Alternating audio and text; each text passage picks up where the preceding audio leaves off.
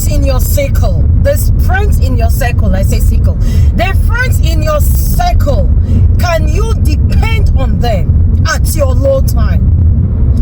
The friends you have right now, do you think that when life hits you, when you really need them, when your legs cannot carry you anymore, when your finance cannot carry you, when your strength cannot carry you, when your prayers cannot carry you, when you don't have the strength to pray, when you don't even have the strength to continue with life or to even encourage yourself, the friends you have right now, are they able to stand in the gap for you?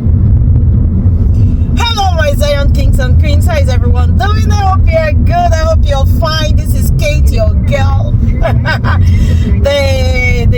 want us to gist, because I want to use one stone to buy two birds, as the case may be. But I want us to gist, and I was just pondering on the story in the Bible, right? The story of the paralytic man that the friends, helped to lower through the roof. So they tried to, is a story of a man in the Bible. I think it's in Luke 5, right? Luke chapter 5, verse 15 to 39, thereabout. I think it's, I'm not too sure. Don't quote me, but if you type the story of the paralytic man, it will be able to pop up. So, because he was not able to, Jesus was teaching in a room, and because he was not able to navigate his way, he didn't have the strength to maybe struggle to get inside, because the place was crowded, right? 99 North Rim. I don't hear you, thank you. Because he didn't have the strength to get in like other people. The friends, his circle, his friends had to let off the roof. They had to take off the roof of the building and lowered him. That was how determined they were for their friends to be healed. That was how determined they were for Jesus to touch their friend. They couldn't. He was not able to get in. They couldn't get him in through the proper way. But they refused to give up on their friend. They refused to give up on their friend. And they were so determined that Jesus will see their friend. So what did they do? They had to go and take off the roof. I'm sure after everything, of course, have to fix the roof, right? It didn't bother them. It didn't bother them. All that mattered to them. What I'm sure the Bible. I'm just trying to just throw more weight to that story. After the roof, they have to stay and fix it. Maybe they have to contribute money because this is their sick friend. Of course, maybe he must have spent money going to visit the doctors from all the medical attention he needed to get. So he must have spent so much. But they saw an opportunity. They saw an opportunity for their friend to be touched by Jesus. But the opportunity had many obstacles, and they were not going to let go. So they had to go and take off the roof and lower their friend, and Jesus touched them. Now I want to bring it to our day-to-day life. What kind of friends do you have? Sit down and check your circle of friends. Are they going? Will they be there? Will they be there when your strength cannot carry you anymore? Will they be there when your legs cannot carry you? Will they be there when your finance cannot carry you? Will they be there even when you cannot pray for yourself? When the situation is so overwhelming, what kind of friends do you have? It is not about gathering them in numbers. What kind of friends do you have? Are they able to stand in the gap for you? Are they able to say, you know what? No, see, we got you. whatever it will take for us to make sure that you break through, whatever it will take for us to make sure that you get out of that situation, we got your back. We are there for you. What kind of friends do you have? What kind of friends do you have right now? I'm sure one of them got information, got information and said, Jesus is coming to town, or Jesus is coming to town, or Jesus is in the city. Are you the type that withholds information from your friend? You see something that will benefit your friend, and instead of you to share that information, no, you will hold it. You will hold it to yourself. No, you will not share. Maybe one of his friends got a hold of that information and say, oh boy, this is an opportunity. Remember, we have tried everything and we did not succeed, and he's not healed yet. Guess what? Jesus is coming to town, no? So whatever it will take for us, for our friend, not even about them, for our friends to be healed, let us go. Let us go with him. Lo and behold, they carried him, got to that place. Maybe because of his weight, maybe because of traffic, maybe because they did not even have transport fare, one obstacle to the other. They did not get there on time, so the place was filled and they couldn't get through the door. That was enough to just discourage them. That was enough to discourage them, to say, you know what, we have tried, though. Oh, my brother, we have tried. What did they do? They said, no, we move, we go nowhere. We go nowhere, we go tarry here. We will stay here until we are able to see Master Jesus. And when they couldn't, trying every avenue to get in, they couldn't. What did they do? They went to the rooftop and took it off and lowered their friend. I ask you again, what kind of circle, what kind of friends do you have? If you don't have those kind of friends, then you don't have anybody. It means you are walking alone with numbers. You are walking alone with numbers. It is about time you sit down and filter your friends. Filter the kind of people you call your friends. Filter the kind of circle. Filter the kind of people that you associate with.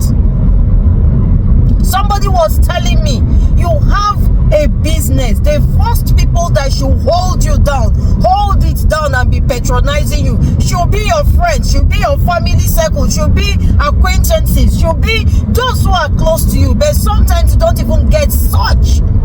It is time you begin to filter. And you that calls yourself friend, see, whatever you do, you know, whatever you sow, you will reap. Okay, but sometimes you sow and you are even sowing a good seed, but you're sowing a good seed on a wrong soil. Why did I make that statement? You can be a good person. You can be the type that just wants to be there for everyone. But the people you are always laying your time and laying your resources and laying your service to, you know, the people you're always there for, they are not there for you. They are not able, they are not ready to move an inch. That is why I say it is time for you to sit down and filter the kind of friends you have. What are friends for? Looking out for each other. What are friends for? Supporting each other. What are friends for? Encouraging each other. What are friends for? You know, lifting each other up, standing in the gap for each other, got each other's back. If you don't have those kind of friends who are ready to take down the roof for you, then you are just working with numbers. So while you go around, I'm telling you, as I'm also encouraging and speaking for myself, long ago I made up my mind. I had to refilter. I had to filter. I had to sit down again and take a proper evaluation of my circle. And I discovered that there were people who I gave a front row, who do not even have any business being on the front row of my life. So I had to move them to the back in my heart, not physically. Of course, not physically. But in my heart, I had to move them them to the back, because I discovered that when it comes to them, oh, I go above and beyond. When it comes to them, no, I jump up. But I discovered that whenever it comes to mine, they take their time, or they drag their feet, or they will not even do it at all. I said, no, this is not wisdom. There are other people that are even left at the back, that I discovered that those are the ones that should be in front. There are others who should be in the middle.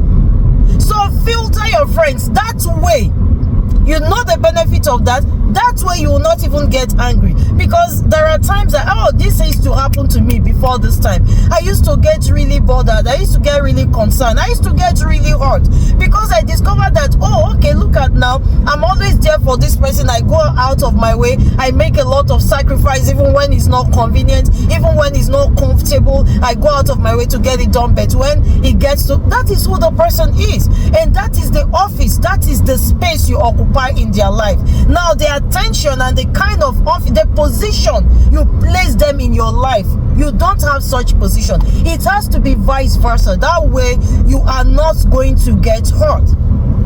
Ever since I did that years ago, believe me, I don't care, because I mean, to the same energy you return is the same energy I give back. So it's a win-win situation. You're not hurt, I'm not hurt. There are people who wake me in the middle of the night and they say, you need to start coming to my house. No. I will not even with my pajamas, I will jump into the car and start going. There are others who will call me and tell me, I'll tell them, no, I'm not getting up from my bed. I'm not getting up from my bed. I will try and come in the morning, but I am not going to get up from my bed. That way I will not get hurt. Because you see, the person that you're going to jump out of your bed for, it is because the person, you know that the same person is going to return the same level of sacrifice. Is going to return the same energy. The person, in fact, always reciprocates, the same energy. So you're the one that is telling you get up, and you're telling that, you know what, I won't be able to make it till morning. It is because of the way the person also carries your matter. Now the way they carry your matter for head, now make you they return that energy. So that way you don't get yourself hurt all the time. That's why you don't get to complain, oh, why is this person always behaving like this? No, that is the level, that is where you occupy in their life. That is the vibe, that is how much they can go for you. They will not wake up in the night, no. They won't even come in the morning. Maybe they will come in the afternoon or in the evening. So reciprocate the same. It is wisdom. That's where you're not butting head with anyone. So I was just thinking about that, and I was like, wow. Oh my goodness. What kind of friends do you have? What kind of friends do you have? Filter them. Ponder about this. Believe me, if you take time to filter your friends and re-strategize again, go back on that board and just re-strategize and reposition them, you will not have problems with friends. Recalculate. GPS will tell you to recalculate. If you go back on your drawing board, go back to your drawing board and recalculate and start repositioning your friends again. Believe me, you will not you won't butt your head. You won't butt your head.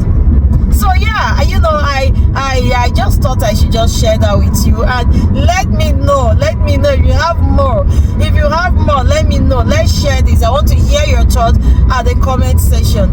I love you, and there is absolutely nothing you can do about it.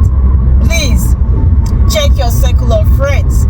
If you don't have friends who can go above and beyond for you, if you don't have friends who got your back, if you don't have friends who can stand in the gap for you spiritually, financially, socially, emotionally, my dear, you are counting numbers. I love you. Take care and bye.